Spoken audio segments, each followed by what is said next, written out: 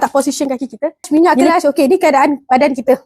Apa pekerjaan selalu yang akan jadi sakit seketika? Salah satunya, pekerjaan yang sakit seketika ni adalah orang yang memandu lori, bas, grab, yang memandu kereta terlalu lama. Dia pakai kiri dan kanan.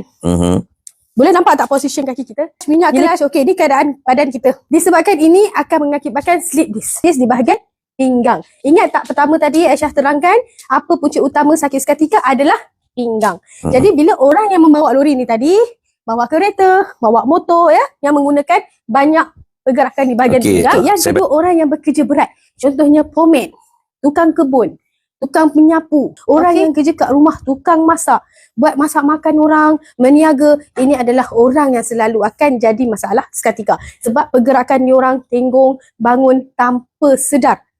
Jadi saraf seketika kerana di bahagian hip joint dan di bahagian pinggul kita serta pinggang kita, otot dia dah jadi ketat. Dan automatik bahagian pinggul ataupun saraf utama seketika tersepit.